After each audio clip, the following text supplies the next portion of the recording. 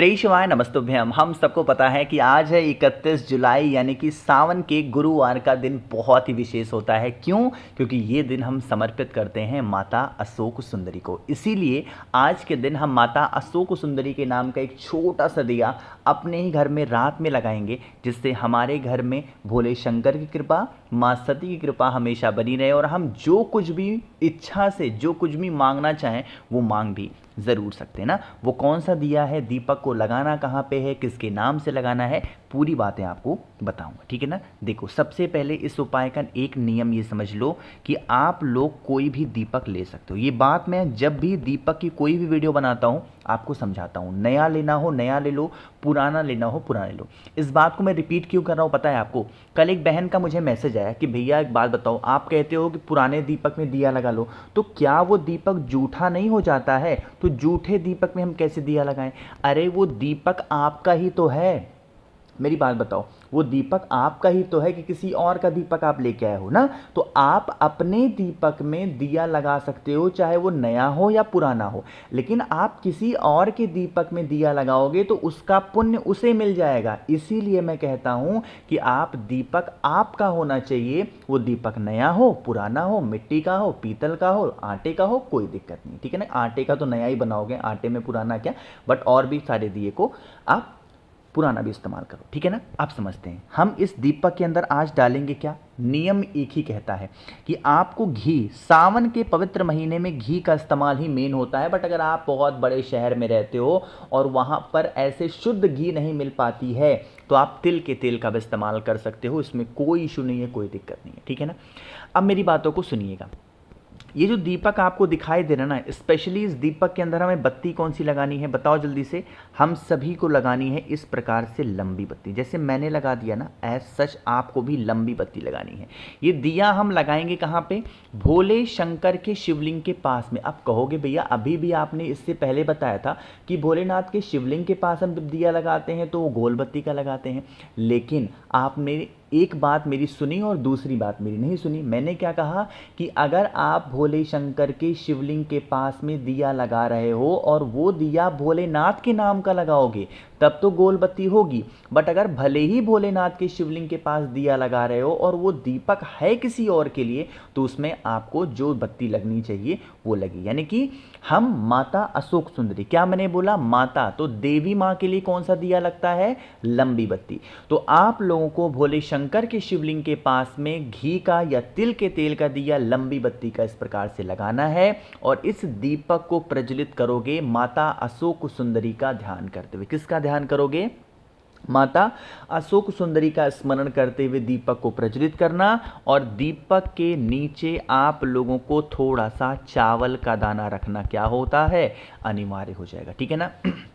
जब आप इस दीपक को प्रज्वलित करोगे, जब आप इस दीपक को जलाओगे तो माता अशोक सुंदरी से यही विनती करेंगे, हे देवी माँ, हमारे घर परिवार में, फैमिली में इस प्रकार से संकट है, परेशानियां हैं, हमारी ये मनोकामना है, आप कुछ भी ऐसा करें जिससे हमारी इच्छा पूरी ज़रूर हो जाए, ठीक है ना। करिएगा ज़रूर। अच्छा, आप लोग सोच रहे होगे भैया एक बात बताओ, हम ये दिया माता अशोक सुंदरी के नाम का क्यों लगा रहे हैं? देखो, मैं आपको छोटा सा एग्जाम्पल देके, वैसे एग्जाम्पल कई बार दिया हूँ बट एक बार और देते हैं। जैसे ये जो स्थान है ना, यही है माता अशोक सुंदरी का, और ये भोलेनाथ की सबसे प्रिय पुत्री हैं, सबसे छोटी पुत्री हैं।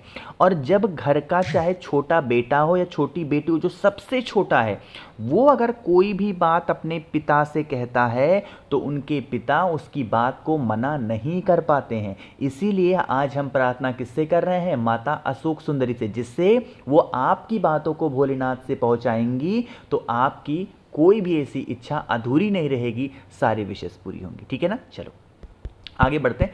अब इस वीडियो पे करने वाले हम लोग अपने दूसरे उपाय की तरफ, जो कि हमें करना है इत्र के साथ में। लेकिन कैसे करने हैं, कहाँ पे करने हैं, सबसे पहले इस उपाय के बेनिफिट समझ लो, उसके बाद हम लोग आगे कंटिन्यू करते हैं। जैसे आज के टाइम पे ना ऐसा बहुत अक्सर देखा गया है और बहुत सारे घरों में देखा गया है कि लोग लड़ाई झगड़े करते हैं ना, बहुत लड़ते हैं, बहुत झगड़ते हैं, गुस्सा भी बहुत ज़्यादा करते हैं। तो आप इस उपाय को ज़रूर करेंगे। और बहुत सारे ऐसे घर हैं ना जहाँ पर मारने वाला भी काम होता है, ये बहुत गंदा काम है भाई ना। तो इन सभी चीज़ों से दूर होने के लिए आप लोग को लेना होगा इस प्रकार से इत्र, ठीक है ना। सभी घरों में इत्र होगा, इसमें बार बार कहने की ज़रूरत नहीं है।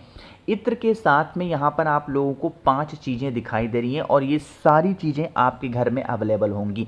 सारी चीज़ें हमें लेनी ही नहीं है, इसीलिए मैं कह रहा हूँ चीज़ें अवेलेबल होंगी। अगर घर में दही मिल जाए दही ले लो, दूध मिल जाए दूध ले लो, घी मिल जाए घी ले लो, शहद मिल जाए शहद ले लो, शहद भी नहीं मिले, सारी कुछ भी ना मिले तो गंगा जल ले लो। जो भी चीज़ें आपके घर में अवेलेबल हों आप कोई भी चीज़ों को इस्तेमाल कर सकते हो, ठीक है ना। फिर तांबे का लोटा लीजिएगा, जल भरिएगा, अगर गंगा जल है तब तो डाल दो, नहीं है तो कोई बात नहीं। अब हम ये उपाय आज स्पेशली कर किसके लिए रहे हैं बताओ? माता अशोक सुंदरी के लिए, इन्हीं के लिए तो कर रहे हो। तो फेस रखिएगा उत्तर दिशा, नॉर्थ डायरेक्शन। आपके पास में जो इत्र है ना, सबसे पहला काम करना है उस इत्र का लेपन माता अशोक सुंदरी के स्थान पे करेंगे। जैसे मैं कर रहा हूँ ना, एज सच आपको भी ऐसा ही लेपन कुछ माता अशोक सुंदरी के स्थान पे कर देना है, ठीक। लेपन करने के बाद में आपके पास में होना चाहिए जो भी चीज़ें मैंने बताई, चाहे वो दूध हो, दही हो, शक्कर हो, मिश्री हो या फिर शहद हो, और कुछ भी नहीं मिल रहा घी वगैरह तो आप गंगा जल ले लो। जो भी चीज़ें हैं आपके पास में उसे ले करके और इसी शहद इत्र के ऊपर लेपन करेंगे। लेपन करते जाएंगे, आशुतोष महादेव का स्मरण करते जाएंगे। किसका ध्यान करोगे? आशुतोष महादेव का स्मरण करते जाएंगे। और फिर लास्ट में 1 लोटा जल, जो भी व्यक्ति गुस्सा करता है, क्रोध करता है, नाम और गोत्र बोल करके हाटकेश्वर महादेव, यहाँ पर 2 महादेव का स्मरण करना है। जब आप इत्र का लेपन और वो जो चीज़ें मैंने बताई उनमें से किसी एक चीज़ का लेपन माता अशोक सुंदरी के स्थान पे करोगे तो आशुतोष महादेव का ध्यान करेंगे, लेकिन जब जल चढ़ाएंगे तो उस व्यक्ति का नाम और गोत्र बोल के हाटकेश्वर महादेव का स्मरण करेंगे, ठीक है ना। करके ज़रूर देखिएगा। तो यहाँ पर हम लोगों ने 2 उपाय की बातें भाई कर ली हैं। आगे बढ़ते हैं इस वीडियो के हम लोग अपने तीसरे उपाय की तरफ, जो कि हम सभी को किससे करना होगा? पीले चंदन के साथ में। क्या बेनिफिट हैं, कैसे करने हैं, इन सभी की बातें करेंगे। लेकिन सबसे पहला काम है, जल्दी से कर दीजिए वीडियो को लाइक। जिसने अभी तक चैनल को सब्सक्राइब नहीं किया, मेरी आवाज़ आप पहली बार सुन रहे हैं, चैनल को ज़रूर सब्सक्राइब करेंगे। स्पेशली आज का ये उपाय हम लोग करने वाले हैं अपनी इच्छा की पूर्ति के लिए। जैसे आप व्रत उपाय करते हो ना, तो आपको कोई बेनिफिट नहीं मिल पा रहा, तो आज इस उपाय को करेंगे। इसके लिए आपको पीला चंदन चाहिए थोड़ा सा, और पीले चंदन के साथ ही साथ अब आज हमें हल्दी चाहिए। कहोगे भैया हल्दी का इस्तेमाल क्यों? आज कौन सा दिन है बताओ? गुरुवार का। अरे यही तो दिन है। तो आज के दिन आपको 1 चुटकी हल्दी लेनी है, बहुत ज़्यादा कुछ भी नहीं, 1 चुटकी हल्दी लेना। और बेलपत्र लेना बिल्कुल मत भूलना। तो बेलपत्र लो, तांबे के लोटे में जल भरो, जो हल्दी आपको मैंने दिखाई उस हल्दी को कलश पे लगा दो, 1 बिंदी मात्र लगानी है। जब कलश पे लगाओगे तो ओम नमो भगवते वासुदेवाय का स्मरण करना है। दोबारा बोल रहा हूँ, किसका ध्यान करोगे? ओम नमो भगवते वासुदेवाय का स्मरण करते हुए 1 बिंदी कहाँ पे लगानी है? कलश के ऊपर लगानी है। कलश के ऊपर बिंदी लगाने के बाद में अब मैंने आप लोग को 2 से 3 चीज़ें दिखाई। एक तो पीला चंदन और दूसरा क्या बताया मैंने? बेलपत्र। 1 चुटकी पीला चंदन कलश के अंदर, कलश के अंदर हल्दी को नहीं डालेंगे, हल्दी को सिर्फ 1 बिंदी लगाएंगे कलश पे। बाकी कलश के अंदर जो जल है उसमें क्या मिलाएंगे? पीला चंदन। महादेव के शिवलिंग के पास जाकर के खड़े होना, जो बेलपत्र है उस बेलपत्र को महादेव के शिवलिंग के ऊपर समर्पित करके और फिर वही पीला वाला जल महादेव के शिवलिंग के ऊपर, जो आपके विशेष हैं, जो आपकी मनोकामना है, उस कामना से अगर आप समर्पित करते हैं तो इससे आपकी वो सारी विशेष पूरी होती हैं जिसके लिए आप प्रयत्न करते हो, जिसके लिए आप कोशिश करते हो, ठीक है ना। आगे बढ़ते हैं अब इस वीडियो के सबसे आखिरी उपाय की तरफ, जो कि हमारा चौथा उपाय है, और ये आपको करना होगा किससे? बेल पत्र के साथ में। अब सबसे पहले समझ लेते हैं इस उपाय के बेनिफिट क्या हैं। अगर आपके घर में कष्ट बहुत ज़्यादा है ना, जैसे नज़र बहुत लगती हो, टोने टोट के आपको लगता हो कोई इंसान करा दे रहा है, हम लोग बहुत प्रयास करते हैं बट हम उस चीज़ों से उभर नहीं पा रहे हैं, निकल नहीं पा रहे हैं, तो इस स्पेशल से उपाय को करिएगा। 1 बेलपत्र मात्र चाहिए, बहुत ज़्यादा नहीं चाहिए, ठीक है ना।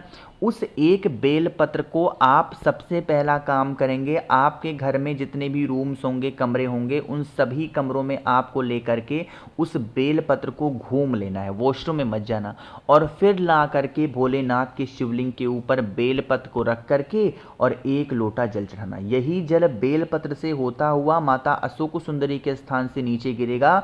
इस जल को, इस कलश को रोक लेना और इस जल का छिड़काव अपने पूरे घर में कर देना। इससे जो नकारात्मक ऊर्जा आपके घर में घुस जाती है ना किसी भी रूप में, वो आपके घर के बाहर ज़रूर जाएगी। मैंने कोशिश की है आप सभी को सब कुछ अच्छा और बहुत ही ढंग से बताने की। वीडियो पसंद आई हो तो लाइक करिएगा, कुछ पूछना है नीचे कमेंट सेक्शन में पूछें, और मेरे जितने भी भाई बहन आवाज़ आज मेरी पहली बार सुन रहे हैं चैनल को ज़रूर सब्सक्राइब करेंगे। श्री शिवाय नमस्तुभ्यं।